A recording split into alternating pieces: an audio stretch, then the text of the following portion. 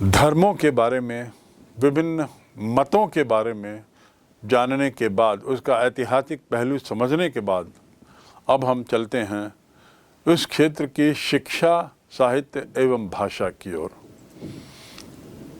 किस रूप में यहाँ की शिक्षा का विकास हुआ, किस रूप में इसका साहित्य जो आज है उसकी शुरुआत कैसे देखें, और भाषा। कल्चुरी काल में आर्थिक सामाजिक दृष्टि से यदि समाज समृद्ध था तो निश्चित रूप से शिक्षा और भाषा की दृष्टि से भी समृद्ध रहा होगा। संस्कृत के साथ साथ प्राकृत भाषा के कवि कल्चुरी दरबार में थे, उन्हें राज्याश्रय था। और विद्या का भी यहाँ पे अर्थात शिक्षा का भी बहुत प्रचार हुआ था। इस काल में शिक्षा और ज्ञान को लेकर और भाषा को लेकर कल्चुरी शासकों का राज्याश्रय एक बहुत अहम बात है। विद्या का प्रसार तो था ही, आश्रम, मठ, मंदिर जो बड़ी संख्या में निर्मित हुए इस काल में, ये सब शिक्षा के केंद्र थे। यहाँ ब्राह्मणों द्वारा शिक्षा दी जाती थी। इतना ही नहीं, आश्रमों, मठों और मंदिरों को राजकीय अनुदान भी मिलता था। गुरु आश्रम की परंपरा विद्यमान थी, अर्थात बहुत से ऐसे विहार या जगहें थी जहाँ पर शिष्य लोग स्थायी रूप से रहते हुए गुरु के मातहत शिक्षा पाते थे। इस परंपरा के यहाँ पे कई उदाहरण मिलते हैं। प्रकृति विज्ञान, नेचुरल साइंस और आयुर्विज्ञान, उस दृष्टि से भी ये जगह काफ़ी विकसित थी। वैसे तो जन सामान्य में यहाँ की बोली का प्रचार ज़्यादा था, किंतु संस्कृत यहाँ की मूल भाषा थी जो राज कार्य के लिए जिसका उपयोग होता था। संस्कृत। कल्चुरल कालीन छत्तीसगढ़ साहित्यिक दृष्टि से भी बड़ा समृद्ध था, लेकिन दुर्भाग्य से उस काल की बहुत सारी कृतियाँ या तो नष्ट हो गईं या नष्ट कर दी गईं या व्यक्तिगत रूप से लोगों के द्वारा रख ली गईं, और कालांतर में इन व्यक्तिगत रूप से रखी गई जो कृतियाँ हैं वे विदेश चली गईं, बाहर चली गईं। मल्हार, रतनपुर, सिरपुर, आरंग, राजिम, रायपुर, खैरागढ़, ये शिक्षा के महत्वपूर्ण केंद्र थे और आज भी हैं।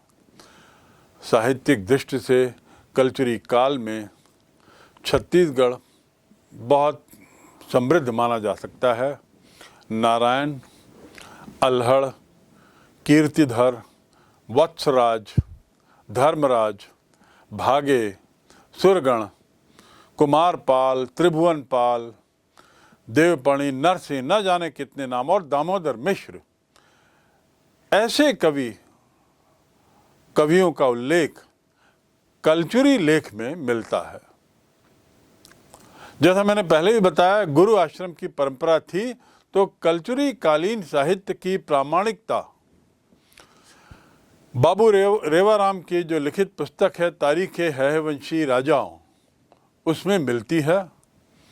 इसके अलावा बाबू रेवाराम की पुस्तक के अलावा पंडित शिव दत्त शास्त्री ने रतनपुर आख्यान लिखा है। रतनपुर आख्यान, जिसमें छत्तीसगढ़ के जमींदारों का इतिहास है, और इन्होंने इतिहास समुच्चय की जो रचना की जिसमें रतनपुर के इतिहास के संबंध में काफ़ी जानकारी मिलती है। तो इस प्रकार ये 3-4 पुस्तकें उस स्रोत के लिए बहुत अहम हैं, जो ये साबित करते हैं कि साहित्य के क्षेत्र में यह क्षेत्र कल्चुरी काल में काफ़ी विकसित रहा होगा।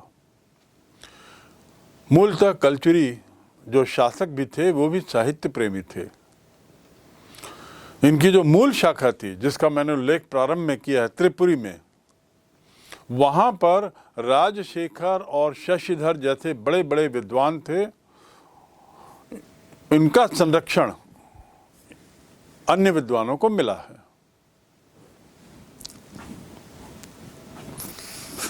थोड़ा 2 मिनट रुक जाएं यार।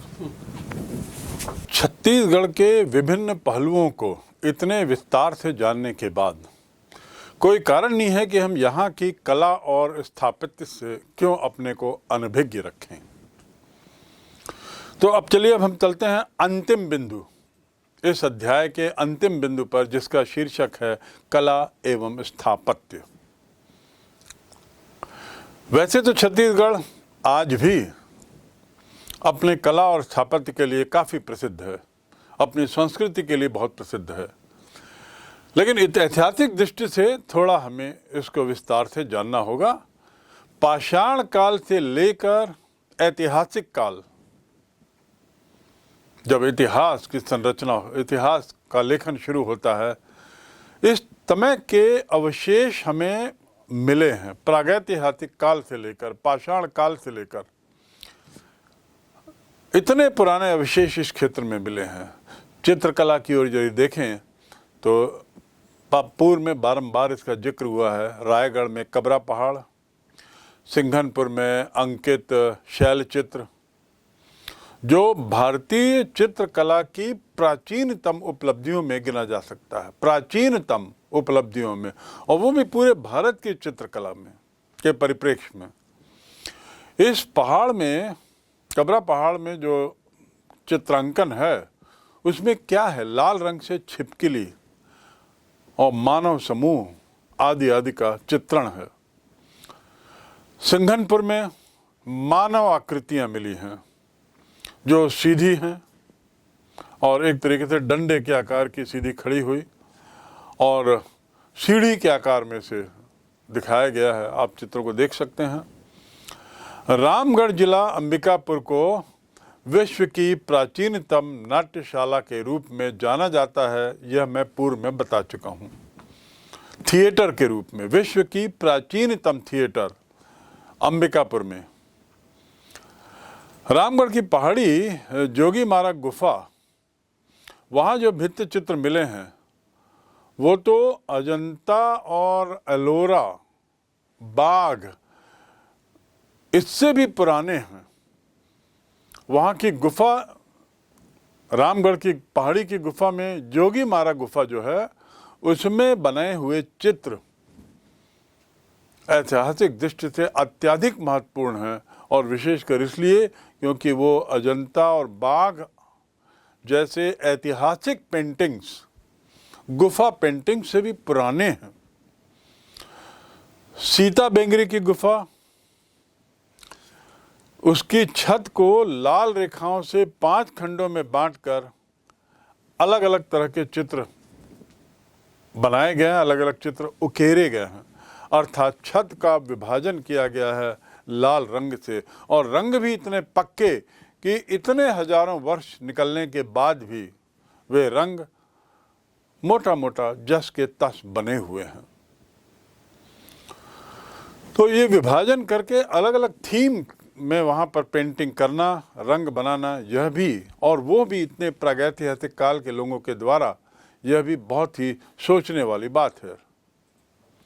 रामगढ़ की जो पहाड़ी है उसमें पाली से सुतनुका और देवदत्त की गाथा उकेरी गई है। पाली में सुतनुका और देवदत्त की गाथा, जिसका भी पूर्व में मैं जिक्र कर चुका हूँ। प्राचीन काल की बात करें तो ये बात पुनः बताना आवश्यक है कि सिरपुर, मलार, रतनपुर, राजिम, ये छत्तीसगढ़ की कला के भी प्रमुख केंद्र थे, शैक्षणिक और धार्मिक केंद्र होने के अलावा। रही बात स्थापत्य कला की, बहुत सारे मंदिरों का निर्माण इस क्षेत्र में हुआ है। सभी प्रकार के स्मारक यहाँ मिलते हैं, उसमें दुर्ग भी हैं, मंदिर भी हैं, राजप्रासाद हैं, विहार हैं, मठ हैं, आदि आदि, और इन सब के अवशेष अच्छी संख्या में इस क्षेत्र में आज उपलब्ध हैं। मंदिर के वास्तु की बात करें, अर्थात मंदिर के डिज़ाइन की, उसके शैली की, तो एक मिश्रित शैली से कहा जा सकता है, वेसर शैली भी से कहते हैं क्षेत्रीय विभाग की दृष्टि से। छत्तीसगढ़ में जो कोशली मंदिर जो है वह स्थापत्य शैली का विशेष दर्पण हम इसे कह सकते हैं। 5वीं सदी का देवरानी जेठानी मंदिर शरभपुरी शासकों द्वारा बिलासपुर जिले में ताला के पास जो बनाया गया है वह भी अपने में एक अद्वितीय मंदिर है। ये मंदिर जो है इस अंचल का समझ लीजिए प्राचीनतम मंदिर है। सिरपुर के लक्ष्मण मंदिर का जिक्र किए बिना यहाँ की स्थापत्य कला का विवरण कंप्लीट नहीं होता, पूरा नहीं होता। सोचने की बात है कि ये मंदिर ईंटों से बना हुआ है और ईंटों से बने गए उदाहरणों में ये प्राचीनतम उदाहरण के रूप में देखा जा सकता है। अर्थात उस जमाने के लोगों को ईंट बनाना आता था, उसे पक्का करना आता था और इतनी मजबूत ईंट के आज भी वे जस के तस हैं। सिरपुर का लक्ष्मण मंदिर भारतीय स्थापत्य कला में एक अनुपम कृति। उसमें ईंटों को तराशा गया है और ईंटों को ही तराश कर बाहरी हिस्से की जो भित्तियां हैं उसमें विविध तरह की मूर्तिकार के रूप में चित्र उकेरे गए।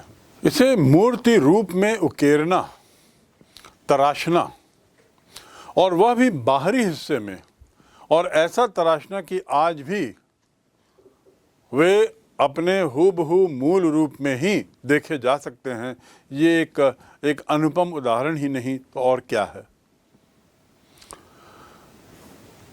इसमें विविध अलंकरण, अभिप्राय या कूट वातायन, नवली खिड़कियां, चैत्य, कीर्तिमुख, न जाने क्या क्या इसका अंकन किया गया है, इसे उकेरा गया है। गर्भगृह का जो प्रवेश द्वार है वो गुप्त काल के बाद की कला का एक अप्रतिम उदाहरण माना जा सकता है, बड़ा सुंदर उदाहरण। गुप्त काल के बाद की जो नई कला उभरी, स्थापत्य कला की बात कर रहा हूँ, तो स्थापत्य कला में ये मंदिर बड़ा विशिष्ट स्थान रखता है। उसका प्रवेश द्वार, इसमें विष्णु के विभिन्न अवतार बने हुए हैं और साथ ही साथ कृष्ण लीला का भी अंकन है। विष्णु और कृष्ण। सिरपुर से ही प्राप्त एक अभिलेख से ये भी मालूम होता है कि सोमवंश के राजा जो थे महाशिवगुप्त बालार्जुन, जिनके बारे में पूर्व में बार बार जिक्र किया गया है, जिनके बारे में कहा गया है, महाशिवगुप्त बालार्जुन, उनकी माता ने, जिनका नाम था वास्ता देवी, उन्होंने उनके आदेश पर या उसके अनुरोध पर एक मंदिर का निर्माण हुआ है जिसे श्री हरि विष्णु मंदिर कहा जा सकता है। सिरपुर का लक्ष्मण मंदिर शिखर वास्तु के निर्माण की दृष्टि से संक्रमण काल का माना जाता है।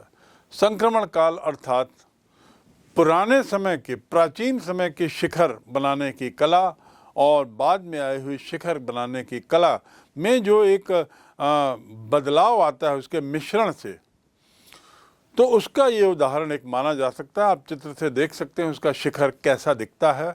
ना वह बहुत नैरो होकर ऊपर टेपर होता है और न ही पूरा चपटा है, बल्कि एक खास ढंग का शेप लिया हुआ है। इसे हम संक्रमण काल का मान सकते हैं शिखर वास्तुकला की दृष्टि से। गुप्तकालीन समतली छत और मध्ययुगीन उन्नत शिखर युक्त मंदिर, इनके बीच एक तरीके से हम इसे देख सकते हैं अर्ध विकसित शिखर, हम कह सकते हैं अर्ध विकसित शिखर। और अर्ध विकसित शिखर युक्त मंदिरों में यह एक अनूठा उदाहरण है, एक अत्यधिक महत्वपूर्ण उदाहरण है। भोरम देव का मंदिर,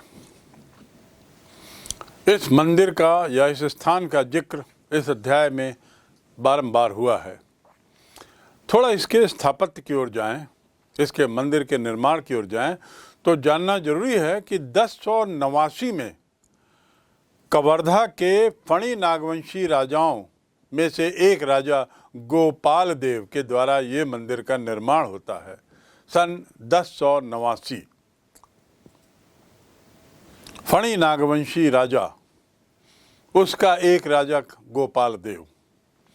और ये जो मंदिर है खजुराहो का प्रसिद्ध जो स्थल है, जहाँ चंदेली शैली में जो मंदिर निर्माण हुआ है, उसी शैली में हम पाते हैं, चंदेली शैली बोलें या नागर शैली बोलें, उसी शैली में भोरम देव के मंदिर दिखाई देते हैं, निर्मित दिखाई देते हैं। ऐसा लगता है कि खजुराहो के मंदिर से ही भोरम देव के मंदिर निर्माण की प्रेरणा मिली है, कम से कम डिज़ाइन की, बाह्य डिज़ाइन की। और इसीलिए दोनों में इतनी सामंजस्यता है कि इतिहास में या स्थानीय लोग इस मंदिर को छत्तीसगढ़ का, भोरम देव को छत्तीसगढ़ का खजुराहो भी कहते हैं। चक्रकोट के नागवंशी राजाओं द्वारा बनाए गए मंदिरों में बारसुर का शिव मंदिर, मामा भाजा मंदिर, गणेश मंदिर, रानी भाग्येश्वरी द्वारा निर्मित दंतेवाड़ा का दंतेश्वरी मंदिर, या जिसे हम मणिकेश्वरी देवी मंदिर भी कहते हैं, नारायण पाल का विष्णु मंदिर और भैरमगढ़ का मंदिर, ये कुछ अन्य ऐसे स्थल हैं जो ऐतिहासिक दृष्टि से, स्थापत्य कला की दृष्टि से बहुत महत्वपूर्ण स्थान अपना बनाए रखे हैं और छत्तीसगढ़ का गौरव बने हैं। जैन और अन्य देवियों की, साथ ही गंगा जमुना की मूर्तियां भी यहाँ मिली हैं। कलचुरियों के द्वारा बनाए गए मंदिरों के जो द्वार हैं, उन द्वार पर अधिकतर गज लक्ष्मी या शिव की मूर्ति दिखाई देती है। गज लक्ष्मी जो थी, वो यहाँ बताना उचित होगा, वो कलचुरी वंश की कुल देवी थी और उनका कुल शिव उपासक था। उनका जो कुल था वो शिव उपासक। कलचुरियों ने भी बहुत सारे मंदिर, धर्मशालाएं, अध्ययनशालाएं, मठ, विहार और न जाने ऐसे कितने विभिन्न तरह के निर्माण किए, जिनके अवशेष मिलते हैं या तो मंदिरों के, या तो निर्माण के रूप में, या ताम्रपत्रों में उनका जिक्र मिलता है, या सिक्कों में ही किसी रूप में इन स्थलों का, इन निर्माणों का जिक्र है। कलचुरी शिल्प में मंदिरों के जो द्वार हैं, उस पर जैसा मैंने पहले बताया, गजलक्ष्मी या शिव की मूर्तियां मिली हैं। गजलक्ष्मी कलचुरी वंश की कुल देवी, और चूंकि वो लोग शैव उपासक थे, इसलिए शिव की मूर्तियां हर प्रवेश द्वार पे लगभग दिखती हैं। इस प्रकार दक्षिण कौशल के इतिहास, या कहना चाहिए वर्तमान छत्तीसगढ़ का इतिहास, जिसके आप और हम निवासी हैं, उस पर संबंधित ये अध्याय यहाँ समाप्त होता है। विश्वास है कि इसके अध्ययन के बाद आप न केवल अपने क्षेत्र को बेहतर समझे होंगे, बल्कि गौरवान्वित भी होंगे, और साथ ही इसके इतिहास को और ज़्यादा गहराई से जानने का प्रयास करेंगे।